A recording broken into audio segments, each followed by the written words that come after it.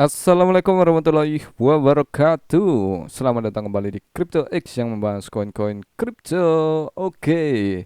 Di video kali ini kita bahas lagi untuk koin-koin kripto dan token-token kripto, dan hari ini ya, saat video ini dibuat tadi pagi sampai dengan hari ini, Bitcoin dan altcoin lainnya mengalami penurunan. Untuk saat ini Bitcoin sampai dengan menyentuh di 91.950-an, dan tadi lebih dalam lagi ya untuk harganya. Coba kita cek. Untuk hari ini Bitcoin mengalami tekanan yang cukup berarti ya, karena beberapa waktu lalu ada kejadian di mana untuk Bybit dihack ya oleh hacker. Kemudian ada penjualan besar-besaran atau penarikan besar-besaran dari Bybit ya, dan juga terjadi penjualan besar-besaran dari Binance. Untuk hari ini Bitcoin mengalami penurunan hingga 91.029,22 dolar, dan artinya untuk Bitcoin saat ini mengalami penurunan lebih dari 3,8%. Nah, kita lihat apakah untuk Bitcoin akan lebih turun. Nampaknya ini sudah mulai naik ya. Kita harapkan Bitcoin akan mampu bertahan di atas level 90.000 ini dan tidak sampai di 80 ribuan ya, di angka 89.000, karena kalau itu terjadi bisa saja akan lebih dalam. Dan tapi nyatanya ini bisa menjadi titik yang sangat bagus di mana kita akan serok-serok lagi untuk Bitcoin atau altcoin kesayangan kalian, karena untuk altcoin saat ini juga mengalami penurunan ya. Untuk altcoin juga mengalami penurunan. Kita lihat di sini untuk Ethereum bahkan tembus ke level 2.500, untuk XRP tembus di level 229 ya. Dan untuk BNB di 611, Solana di 140. Ini adalah level yang bagus ini untuk diserok tipis-tipis kalau kalian mau serok-serok lagi.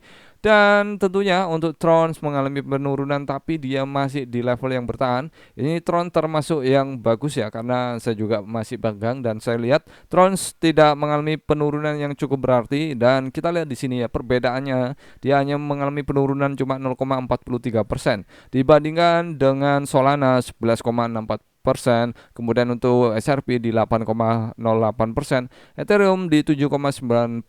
Nah, kita lihat di sini Tron hanya 0,41%. Dan apa kabar dengan PP ya? Kalau kita lihat di sini untuk PP mengalami penurunan 11,85%, lebih dalam lagi, dan PP sudah menyentuh di level 7982 dengan 50 di belakang koma. Nampaknya PP mengalami tekanan yang cukup dalam untuk hari ini hingga 11,92%, bahkan tadi mungkin sampai dengan 12% ya. Dan saat ini sudah mulai bangkit, karena disinilah level yang ditunggu-tunggu untuk yang mau serok-serok lagi. Bahkan untuk market cap-nya turun ya di 3,35 miliar. Untuk volume perdagangan meningkat karena disinilah yang dicari para investor yang mencari kesempatan harga terendah lagi, lebih rendah dari harga sebelumnya, karena level sebelumnya itu di level 7 juga ya untuk 50 di belakang koma, dan saat ini terjadi lagi, dan itulah yang ditunggu para investor atau para holder untuk menserok lagi untuk PP yang saat ini lebih turun lagi.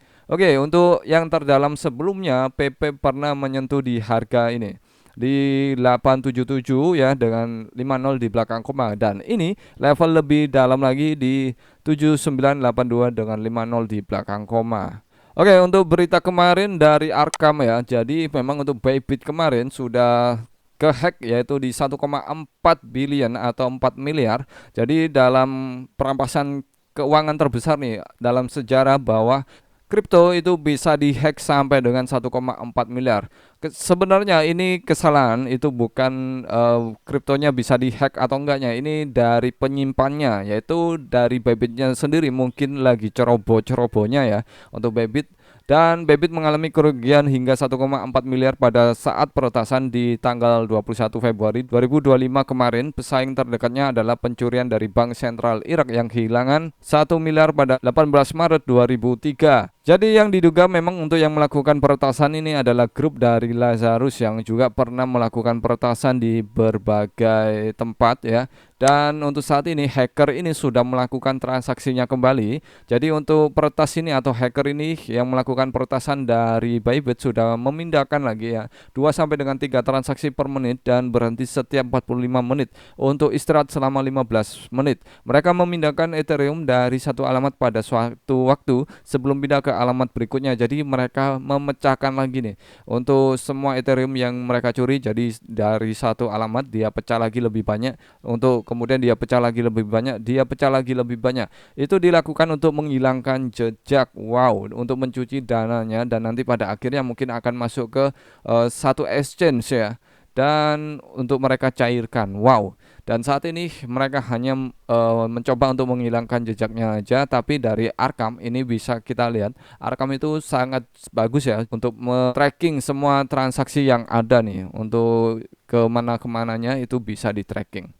Kemudian dilansir dari Cointelegraph bahwa grup Lazarus ini sudah memiliki track record ya untuk hacknya atau pencurian besar-besaran untuk secara cyber ini, yaitu di tahun 2016 mereka melakukan hack 81 juta dari Bank Bangladesh, kemudian 2022 dari aksi Infinity yaitu 625 juta, kemudian 2022 dari Harmony Bridge ya, yaitu di 100 juta, kemudian 2023 yaitu dari Stacks yaitu 41 juta, kemudian Bybit yang terbesar yaitu di 1,5 miliar. Wow, 2025. Dan yang dicurigai grup yaitu Park Jin Hyuk ya, untuk ketuanya yang membawai atau mengkoordinasi semuanya ini lagi dicari oleh FBI. Dilansir dari Crypto Rovers ya, kemarin untuk penjualan besar-besaran juga terjadi di dalam Binance yaitu Ethereum, sehingga untuk saat ini untuk Ethereum juga mengalami tekanan hingga di 2500 untuk harganya, tekanan yang cukup dalam. Dan juga ya, ini juga sudah dikonfirmasi juga oleh Cointelegraph ya, bahwa dari Wintermute ya sudah melakukan penarikan 38 juta dalam bentuk SOL dari Binance ya. Wow. Kemudian ya, berita terbaru ini Michael Saylor mengatakan Bitcoin on sale, Bitcoin dalam penjualan. Tapi Michael Saylor ini tidak menjual satupun Bitcoinnya untuk saat ini. Bahkan dia malah membeli lebih banyak lagi. Saat ini Michael Saylor telah membeli Bitcoin sebesar 2 miliar lagi. Saat Bitcoin turun-turunnya ini, malah dia menserok lagi untuk Bitcoin. Gila ya untuk Michael Saylor. Memang dalam strateginya atau MicroStrategy yang sudah berganti nama menjadi strategi, dia malah menserok-serok lagi 2 miliar dolar dalam bentuk Bitcoin. Wow. Jadi Saylor juga dalam pertemuan dengan Satgas Crypto SEC ya, dia mengatakan bahwa aset digital akan menghasilkan kekayaan triliunan. Membayangkan Bitcoin sebagai cadangan strategis yang mampu menghasilkan kekayaan 16 sampai dengan 81 triliun untuk Departemen Keuangan Amerika, memperkuat USD sebagai mata uang cadangan global dan mendorong pasar aset digital dalam 1 triliun menjadi 590 triliun. Wow.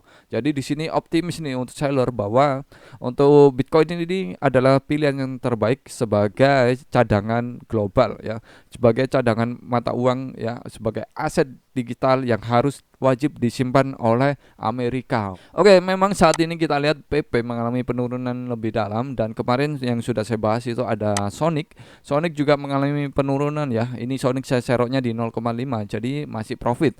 Kemudian untuk Solaire ini saya seroknya di 0,6 jadi masih profit juga. Kemudian Kaito saya seroknya di 0,9 jadi masih profit juga. Tentu ini mengalami minus dan saya akan serok-serok lagi ya, karena saya seroknya PP itu kemarin lagi saya serok lagi di 0,8 dan saat ini turun di 0,79. Nah, ini akan saya serok lagi. Dan PP terus saya akumulasi ya. Meskipun PP saya seroknya itu di bawah lebih ini ya. Jadi memang saya kumpulkan juga PP agar nanti kita bisa profit lebih banyak lagi untuk mengakumulasi atau mengaverage ya. Dan kemudian untuk dari SRP, ini SRP juga akan saya serok lagi ya, karena ini adalah harga yang pas ini untuk diserok lagi. Kalaupun dia turun di 1,9 saya akan serok lagi ya.